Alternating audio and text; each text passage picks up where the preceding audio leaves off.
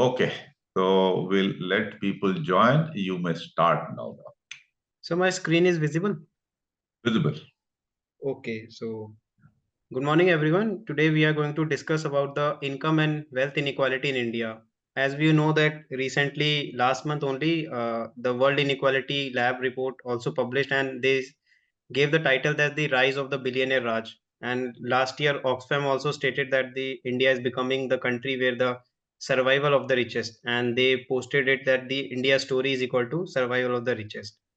Now, today we will discuss about the inequality, how inequality started in last 10 years, the informal sector got a shock, and the middle class problem, how people are giving their giving their what we say that the gold to the banks and taking the loans for their day-to-day expenses. First, we will look at some of the data, then we will look at the causes, then effect, and at the end we will also talk about some solutions.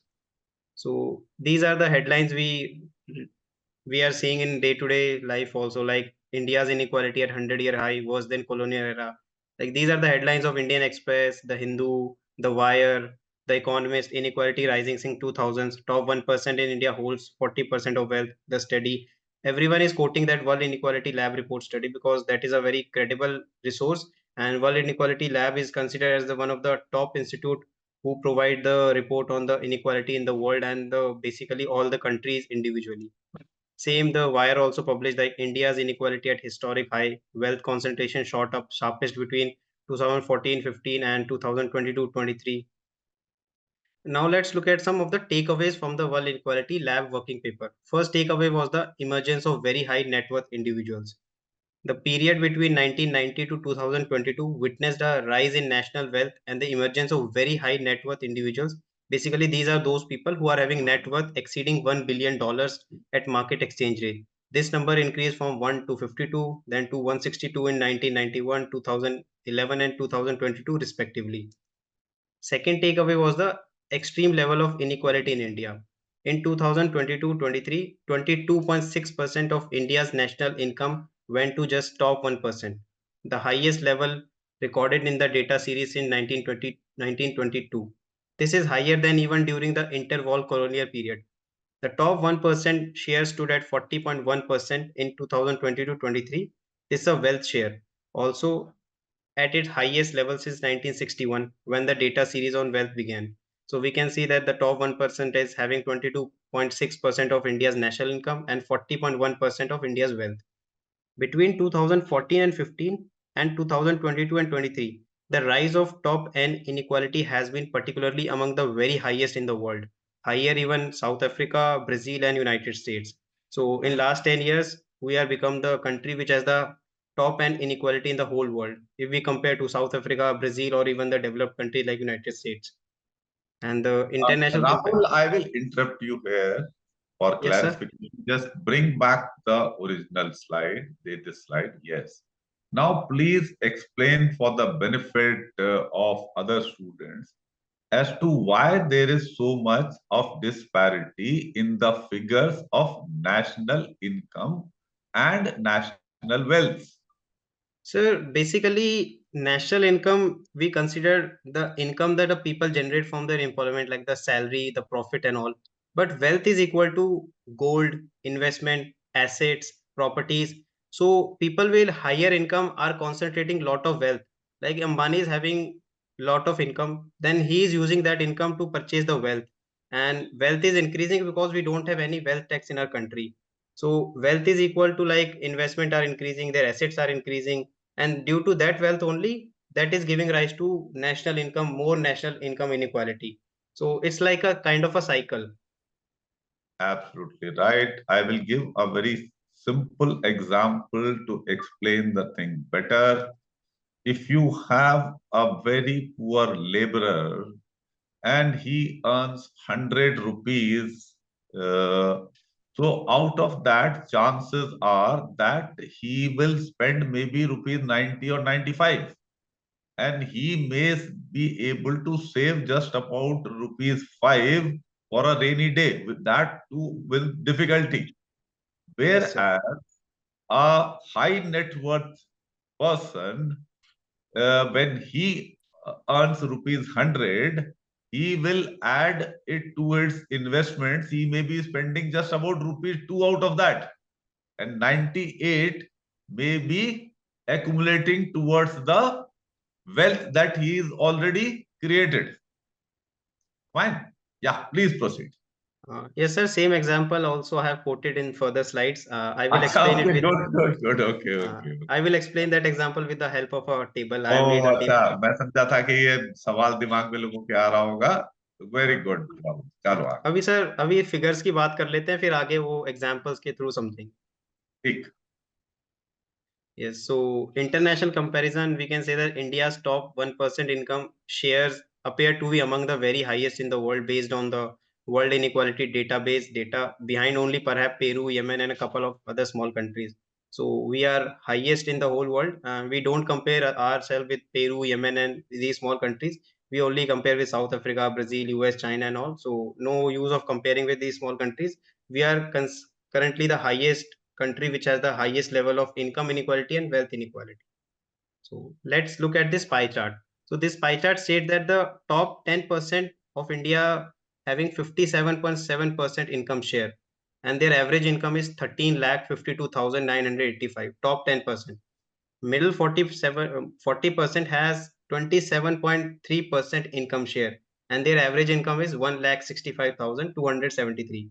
Bottom 50%, the majority of India has just 15% share in the income share, and their average income is just 71,163. So it's a huge gap in average income also. And now look at the wealth inequality in India. So top 10% has 65% of India's wealth, and their average wealth is 87,72,132. Middle 40% just 28.6% in as a wealth share, and average wealth 9,63 around 560. And bottom 50% just 6.4% in the wealth share, and their average wealth is just 1,73,284. So huge gap. People with top 10% are having around 87 lakh average wealth, and bottom 50% just 1,73,000. The Times magazine also found that the rise in inequality had been particularly pronounced since the ruling Bharatiya Janata Party first came to power in 2014. Over the last decade, major political and economic reforms have led to an authoritarian government with centralization of decision-making power, coupled with a growing nexus between big businesses and government. The Inequality Lab report states, this they say was likely to facilitate disproportionate influence on society and government. So these are the words of Time magazine. And the like we also quoted the example I quoted earlier that the wealth and income is a kind of a cycle. We include gold, properties, investment in our wealth, and income is equal to our salary and profit we get from our small businesses. So we can say that wealth comes from the income, and due to higher income inequality, wealth inequality also increases. This results again in more income inequality as people with more wealth has the potential to earn higher income as compared to an average Indian. The vicious cycle of income inequality. Currently, India is in this vicious cycle. See, what is happening is that there is rise in income inequality in our country, and this is giving rise to low purchasing power. Then low purchasing power means less demand in the economy, less demand, less investment, and less capacity utilization of our economy. Then if less investment will be there, it's going to impact on the growth rate. And when growth rate is impacted, rise in unemployment and poverty. And when both these two things rise, we income inequality also increases. So it's a vicious cycle, and currently India is in this vicious cycle only. The condition of an average Indian, the example the sir quoted, I'm also quoting the same example. Like let's take 100 rupees. People with top 10% of the population are going to spend 10 rupees in their expenses, just 10 rupees, and they are going to save 90 rupees. They are going to save 90 rupees, and this savings will get converted into their wealth, like they will buy gold, properties, and investment with this 90 rupees. Whereas if we look at bottom 50%, they are going to spend 95 rupees, like expenses is 95 rupees, and they are going to just save 5 rupees. So it's a huge gap. Bottom 50% is just able to save 5 rupees, but top 10% is able to save 90 rupees. So it's a huge gap due to income inequality, and this is giving rise to wealth inequality also. Like now understand the condition of middle and lower middle class problems. As per RBI, middle and lower middle classes are pledging their gold to take loans for their day-to-day expenses. in last 10 years, savings has been reduced significantly. Middle class debt is increasing, and this is very bad for the economy from future perspective, as they are the main demand generators in the economy. On middle classes, the burden of indirect tax is more as compared to direct tax. Only top 3% of the population is impacted by direct tax, but indirect tax is impacting 97% of the population, because direct tax is progressive and indirect tax is regressive in nature. Progressive in the sense that people whose income will increase, only they will pay income tax only, because higher the income tax you pay. But indirect tax like GST is affecting all the people. No matter how much you are earning, you are going to get impacted by the indirect tax. Reduction of corporate taxes from 32% to just 15% on new projects, and increase in the indirect tax for the general public. This government has done in last 10 years, and this is leading to the transfer of fund from poor's pocket to the rich pocket. Rich are having less tax burden as compared to the poor. In India, wealth tax has been eliminated and rich is concentrating a lot of wealth. Due to inflation also, income is also getting redistributed from the poor to the rich. So it's a cycle.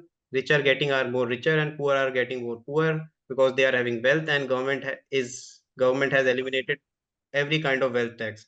So their wealth is safe, and people with who are having low income, they are getting impacted by indirect tax. GST and indirect tax is increasing day by day. VAT is increasing on petrol, diesel, and also people with top 50%, lower 50% are not having enough money to save and to accumulate wealth. So effect of income inequality, we have seen that income inequality is rising, but it has also a lot of effect, and these are very bad effect, whether it's social effect, democratic, political, economical. First effect is that increase in social discontent in the society. Richer are buying cars, they are buying properties, but poor are just hardly left with any money for their day-to-day expenses. So it's a social discontent in the society. Second is the policy formulation according to the rich. Like people with higher income are advising the government, they are giving funds to the politicians so that policy can be formulated according to their own needs. And manipulation of elections by the rich always try to manipulate the elections, whether through electoral bond scheme or any other kind of scheme, by funding the political party so that the political party who will favor them comes to power. And the fourth and the major effect of income inequality is that economic instability, financial crisis, and debt crisis. Middle class is currently in debt crisis, and financial crisis is currently going on. So this will definitely in future, if income inequality is not reduced, economic instability will increase in our country. Let's talk about the most important sector of our country, that is the informal sector in last 10 years. Informal sector got lot of shock in last 10 years. First, understand what is informal sector. So basically, it's a sector that include workers in manufacturing, construction, wholesale, retail trade, transport, household workers, cooks, maid, driver, security guard, agriculture workers, etc., etc. And most of the informal sectors workers are denied social benefit like pension, gratuity, insurance against life, sickness, maternity benefit, and etc. They don't get any kind of these social benefits also, and they are considered as the most vulnerable section of the population. But this sector is the only sector that provides employment to the 80 to 90% of the population, and this sector got four shocks in last 10 years. First shock came was the demonetization. The informal sector is cash based, and few workers are able to operate their bank accounts even when they have one. In the aftermath of demonetization, thousands of informal sector workers lost their daily earnings and moved back to their villages in droves. Second shock came was the GST. Goods and services tax has hardly been understood by the informal sector. Many owners of enterprises are semi-literate and not used to digital or complicated paperwork. GST paperwork is blocking their working capital. Medium-sized informal businesses have had to hire accountants at extra cost, which they cannot afford. And all these are having a multiple impact on manufacturing growth. So GST also gave a shock to the informal sector. Third shock was the 2018 financial institution crisis. Informal sector has also been hit by difficulties in obtaining formal sources of credit from public sector banks, which are burdened with a mountains of non-performing assets. We know that public sector bankings are currently lot of non-profit assets, and thus they are facing high interest burden. So they are charging higher interest of the loans they are providing to the informal sector. 2020, we know that the pandemic was the biggest shock. It is not hard to understand that the ill-planned nationwide lockdown exposed millions of people to hunger, starvation, and death. Supply chains were also cut off for weeks as many manufacturing units shut down productions. In March 2020, the labor force participation rate was fallen to an all-time low and unemployment rate was risen sharply. Though pandemic affects all, but the effects are much greater on the socially vulnerable populations. So we have also some solutions because economists are also quoting some solutions to the Indian economy. First solution is taxing the wealth of the richest 1%. This is the need of the hour that we have to tax the wealth of the richest of the 1%. Second is the easing the tax burden on poor and the marginalized. A redistributed tax policy is needed because we know that indirect tax is impacting a lot of people, but direct tax is not impacting only just 3% of the population. So redistributed tax policy is required. Improving access to public services like health and education. At least 6% of the GDP is required on education and 4% on health. Because if both sectors will boom, then India's productivity, the people's condition will also improve and they will get more income. They will create more wealth for the country and they will also live a good life. And fourth is the strengthening safety nets and the bargaining power of the labor. Because government is neglecting laborers, they are just making the policies for the favor of the capitalist only, and they are neglecting the labor. So this is also a solution that is required. So both these solutions are also quoted by the Oxfam also. That Oxfam also quoted that implementing a super tax on Indian billionaires and multimillionaires, along with restructuring the tax schedule to include both income and wealth, so as to finance major investment in education, health, and other public infrastructure could be effective measures to address the rising inequalities. These are the words of Oxfam. Last year, Oxfam also published the report, The Survival of the Richest, the India Story. And these also quoted another solution. One was that a super tax of 2% of the net wealth of at least just 167 wealthiest Indian families in 2023 to 23 would result in 0.5% of national income in revenues, and 0.5% of national income is very huge, and it can create valuable fiscal space to facilitate such investment, the authors of the Oxfam argued. So these are the solutions and these are some of the references. So thank you. This is from my side only. Rahul, thank you very much. You have done an excellent job of this presentation. You have brought it very in a crisp manner, very concise. I wish Dhruv Rathi had consulted you, so you would have helped him better in making some of his videos. I'm a fan of Dhruv Rathi. He is doing an excellent job. And उसका थोड़ा economic understanding आपसे थोड़ा कमज़ोर है, तो unemployment वगैरह में थोड़े और बेटर रीजंस डाल पाता वो अपने वीडियो में. इज दैट करेक्ट और नॉट, राहुल?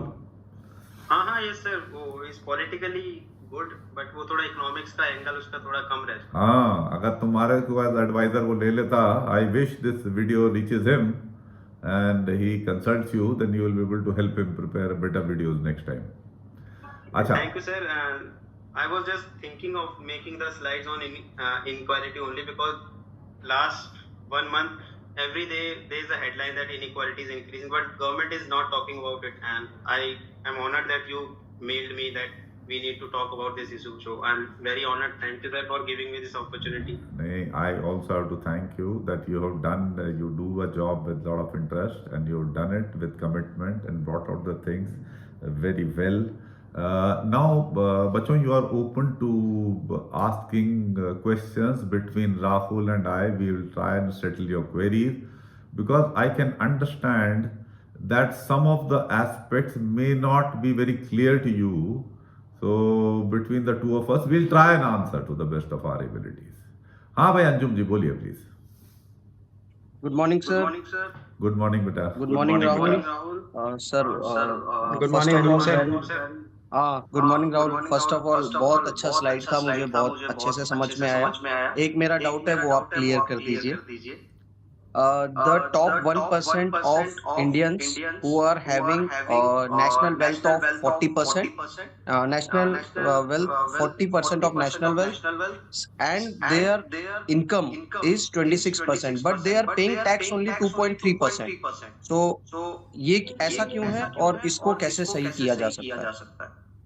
हाँ, yes sir. Sir Anjum sir, because ना हमारे कंट्री में एक वेल्थ टैक्स का कोई कॉन्सेप्ट नहीं है। पहले था बट गवर्नमेंट ने एलिमिनेट कर दिया है। तो आप कितनी भी वेल्थ एक्यूमुलेट कर दो, वेल्थ टैक्स आप पे लगेगा नहीं। और ये बड़े लोग क्या करते हैं, लाइक कॉर्पोरेट हाउसेज हैं, इनके जो बड़े बड़े सीईओज हैं या फिर जो ओनर्स भी हैं, वो इनकम अपनी कम दिखाते हैं। लाइक हम तो कंपनी के जस्ट एम्प्लॉय हैं, बट वो शेयर ज्यादा एक्यूमुलेट करते हैं, डिवेंचर्स करते हैं कंपनी के, तो उनकी वेल्थ बढ़ती है, इनकम तो बहुत कम है और इनकम टैक्स उन्हें कम देना पड़ता है। तो ये बहुत बड़ा वो है, गवर्नमेंट को चाहिए एक redistributed tax policy. We need that. Okay, basically you mean to say they are accumulating shares of companies and real estate, so they are not paying tax. If they sell their shares, then only they will be charged capital gains tax. This is what you are saying. हाँ yes sir, but ना इनकी ये सबसे बड़ी problem ये है हमारे country की, जो जो भी ज्यादा पैसा कमाता है ना, अपनी इनकम को कम दिखाता है। लाइक अंबानी साहब का एग्जांपल ले लो, वो सिर्फ एक रिलायंस में एक एम्प्लॉय की तरह काम कर रहे हैं। सैलरी बहुत कम लेते होंगे, सैलरी पे तो जितना इनकम टैक्स टैक्स स्लैब में आता है वो उतना लगेगा, बट उनकी वेल्थ पे ज्यादा टैक्स नहीं लगा पा रही है गवर्नमेंट, बिकॉज वेल्थ पे हमने एलिमिनेट ही कर दिया tax. Okay, sir. Thank you. Anjum, मैं आपको एग्जांपल देता हूं। मैंने एपीआई अपोलो ट्यूब्स में 2 महीने काम किया था। तो जी सर। अपोलो ट्यूब्स का कहीं ऐड देखा है आपने? अमिताभ बच्चन वगैरह ऐड देते हैं उसका। हाँ जी सर, देखा है सर। देखा है, ओके गुड। तो अपोलो ट्यूब्स का जो एमडी था, मतलब ओनर जो था, वो सैलरी वो साल की ले रहा था अराउंड 16-20 लाख, दैट्स ऑल। ठीक है ना? Yes sir. तो उसके ऊपर ही दे रहा था वो टैक्स टूक्स। So and he is a very very small guy, very very small. तो आपको आइडिया लग रहा है कि कैसे होता है काम? हाँ सर, लग रहा है आइडिया सर। वो तो अपना एक्सपेंसेस कंपनी के उसमें ही दिखा देगा ना। यस सर, पर्सनल वेल्थ में नहीं दिखाएंगे उसको। पर्सनल इनकम उसको, जैसे वो मोदी बोलता है ना, मैं भी अपनी तनख्वाह इतने को देता हूं, उसको जरूरत कहाँ है? उसकी सारी चीजें तो टेकन केयर ऑफ है। जहाज है, ये है, घर, everything is on the house ना। वो कौन सा क्या पे कर रहा है वो? Yes sir. ठीक है ना? या हाँ, anyone else? Sir, are shares and stocks only ways कि वो wealth acquire करके वो No, wealth no, tax no. में landed property वगैरह कितना ही लैंड है, इन्वेस्टमेंट जो है inside the country, in property, in gold and abroad also, all those things are part of wealth. Sir, the true meaning of wealth is all these things. और मोदी जी बोल रहे हैं mangalsutra scheme के दे देंगे। कुशाग्र चक्कर क्या है ना, देखो क्या है, ट्राई एंड अंडरस्टैंड। जो राहुल ने बोला कि जो जब बहुत ज्यादा रईस लोग हो जाएंगे तो उनका पॉलिटिकल इंटरफेरेंस बढ़ जाएगा, वही तो हम देख रहे हैं। तभी तो राहुल बोलता है कि मोदी तो मुखौटा है। भाई, जब ये इनका जो था मैनिफेस्टो कांग्रेस का आया, जिसमें उन्होंने वेल्थ डिस्ट्रीब्यूशन की बात की, रीडिस्ट्रीब्यूशन की, जो कि रिक्वायरमेंट है इंडियन सोसाइटी का आज की डेट में, तो अदानी अंबानी को लगी ना मिर्ची, and that is why Modi jumped. Yes sir. Are you understanding? अब वो किस हिसाब से बात करेगा, वो तो उसकी जितनी अकल है बेचारे की उतनी ही करेगा ना। सर ये तो मतलब ब्लेटेंट लाइंग है, और इलेक्शन कमीशन भी they are also sell out, वो भी कुछ नहीं कर रहे हैं। मतलब how can a prime minister से कि ये सारी चीजें लेके कुछ बैठने को दे देंगे? It is such an unparliamentary language. नहीं तो election commission is part of BJP ना। You are fighting against, see this election is the same people versus Modi. It is Modi versus who आता है ना, तो मैंने जवाब पहले भी दिया ना, it is Modi versus people like you and I, Kushagra. It is not that Rahul, Akhilesh and others, it is we who are fighting. And that is what Modi is scared of. He is not scared of Rahul and Akhilesh. He is scared of us. क्योंकि हमारे पीछे ED नहीं भगा सकता ना. कितनों के पीछे लगाएगा ईडी? Yes, sir. हम हैं आम जनता. जागरूक जनता से डरना पड़ता है हर आदमी को, इसलिए मोदी डर रहा है.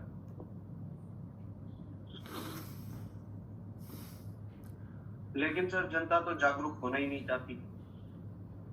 देखिए ये पॉइंट डिबेटेबल है अंजुम. कुछ होंगे जो नहीं होना चाहते होंगे. मैं अपने कितने जानता हूं आसपास वालों को जो नहीं होना चाहते, लेकिन मैं ये भी देख रहा हूं उनमें से ही काफी लोगों को समझ आ रही है. उनमें से ही जो बहुत तगड़े भक्त थे, जो यही आर्ग्यूमेंट रखते थे कि हमारी बेटी बहुएं जो है ना वो सिक्योर है मोदी की वजह से, वो भी अब नोटा की बात करने लगे हैं.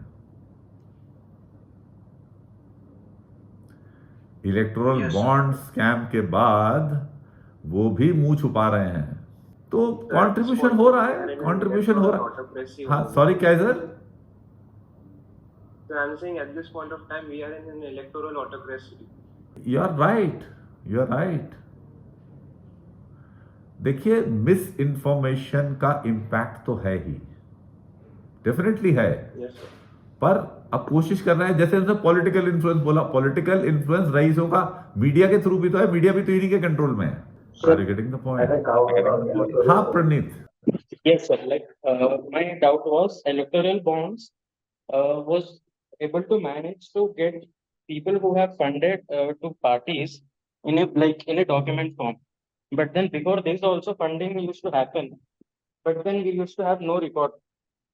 So I see it as a failure of our judiciary or system, which is not able to arrest the people who are doing illegal funding. But then electoral bonds managed to get what it was supposed to do. मतलब आप कह रहे हो कि electoral bonds ने अच्छा काम किया या बुरा काम किया? I am not clear. Like electoral bonds was able to give us data, no, like who funded our parties and all. उससे पहले डेटा भी नहीं था. अच्छा अच्छा, ओ यू आर गिविंग मोदी वाली आर्गुमेंट कि अब डेटा मिल पाया. Yes, sir. Yes, sir. तो उसको अब मैं एडजेक्टिव यूज नहीं करता. अब मोदी रास्कल से ये पूछो, फिर स्टेट बैंक से सालवे को इतना पैसा देके जिसका डिस्क्लोज नहीं किया कि उसको कितना पैसा दिया है केस लड़ने का, और डेटा छुपाने के लिए इतना जोर क्यों लगा रहा था स्टेट बैंक? मोदी छुपाना चाहता था कि जनता छुपाना चाहती थी? मोदी छुपाना चाहता था. तो झूठ नहीं बोल रहा मोदी? हाँ सर बोल रहा है. बट देन नहीं तो बट क्या फिर? जुडिशरी का भी फेलियर है ना sir. Like it was not able to take action. सब पिक गए. That point is valid. देखिए क्या है, कॉम्प्लिसिटी तो सब लोगों की है, इलेक्शन कमीशन की भी है इलेक्शन कमीशन की. एक ही तो सेशन आया था, उसके बाद एक आध और आए जो सही थे, बाकी तो फिर ऐसे ही रहे. और ओवरऑल कल्चर ऐसा ही रहा है. तो ब्लेम वर्दी तो है, ब्लेम वर्दी. ये जो था इस किस्म का काम हो पाया, तो इसका जो था ग्राउंड प्रिपरेशन में तो कांग्रेस का भी रोल है. क्योंकि अगर जो था इस तरह का कल्चर नहीं होता तो सडनली कहां से हो जाता है. That point is valid. अब पर लेकिन ये आर्ग्यूमेंट देना कि इलेक्टोरल बॉन्ड से डेटा पता चल पाया, ये तो बड़ा बेशर्मी वाला झूठ है मोदी वाला, जिसको आप बोल रहे थे. बेशर्मी वाला झूठ है कि नहीं है प्रणीत? सर बट देन इससे पहले ये भी नहीं था उनका आर्गुमेंट है. नहीं, जब आप बट लगा देते हो तो I get into the field of psychology कि आपने भी सपोर्ट करना है क्योंकि हिंदू खतरे में है. नहीं फिर तेरा बट क्यों लगता है? बात करते ही बट लगता है ना तेरे से. नहीं लगा ना एकदम पे बट. हाँ सर. मतलब वो जब ऐसे थी प्रणीत, you grant me I have been writing on Quora and I have been listening to the trash of trolls, and I have been answering some of them, so I understand the arguments. है ना, कि पहले क्या हो रहा था, अभी जैसे ही वो हुआ, ये अभी मास रेपिस्ट की कहानी आई, तो अब वो कोई ना कोई निकाल रहे होंगे ना पुराना, कि 1970 में ऐसा कोई हुआ था, something like that would be done ना. तो डज इट मीन एनीथिंग?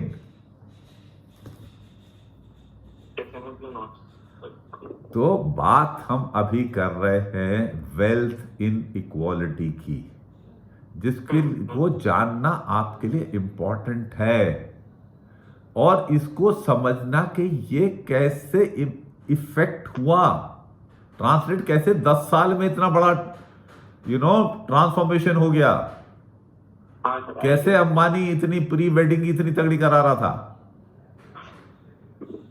तो ये आपने अपनी नजरों के सामने देखा है, तो उसको समझाने की कोशिश की है राहुल ने आपको.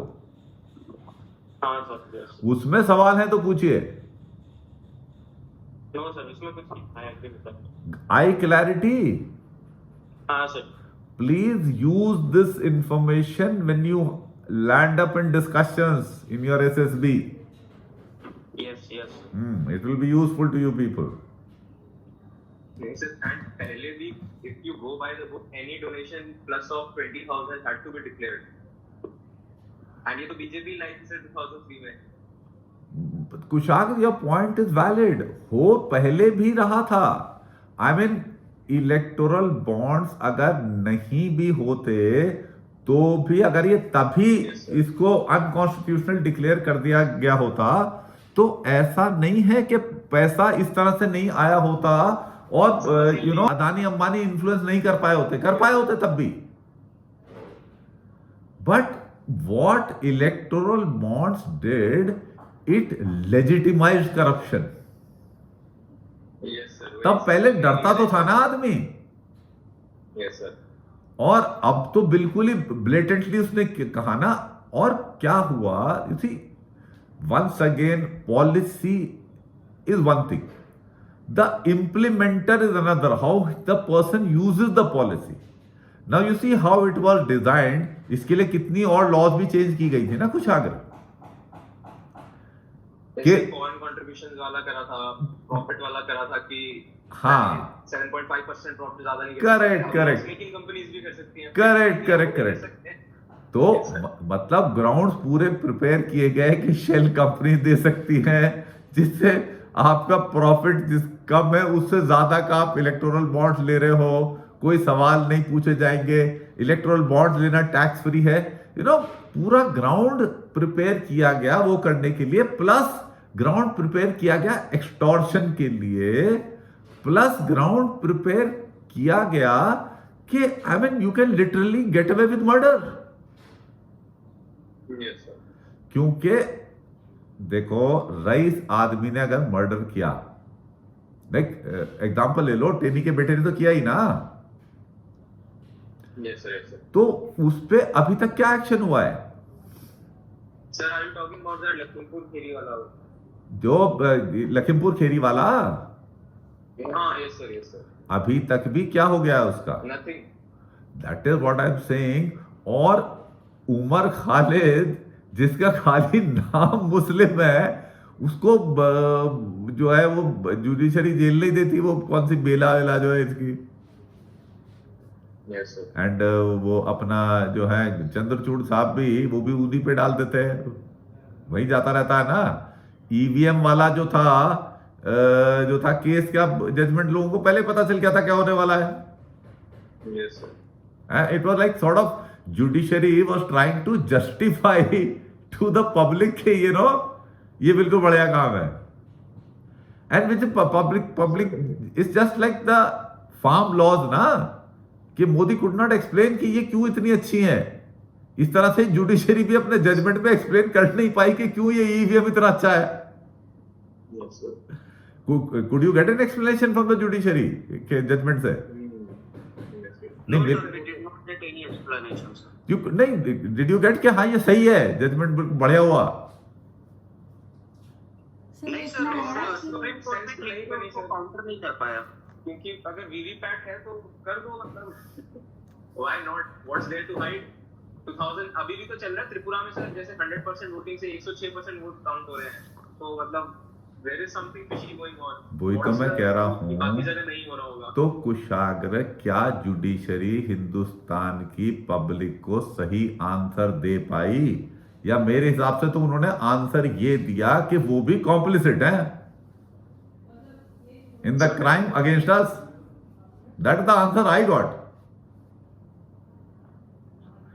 What answer you got from this? वो सर वही था कि वीवीपैट से अगर 5 दिन ज्यादा भी लग जाएंगे तो क्या दिक्कत है? 7 फेज में तो आप वैसे ही करवा रहे हो, तो व्हाट्स द बिग डील? 6 की जगह 10 को आ जाएगा result. No big deal. Yes sir. वैसे ही देश कौन सा तेजी से काम करता है? ओके वही सर। हाँ Yogita, you are saying something. Supreme Court said that large number of people believe and that is why there is huge voter turnout. So जैसा है वैसा रहने दो। ये था explanation. Since there are no more questions, it remains for me to thank Rahul on behalf of all of you. Rahul, excellent presentation. I learnt a lot from the data and the presentation you have given us.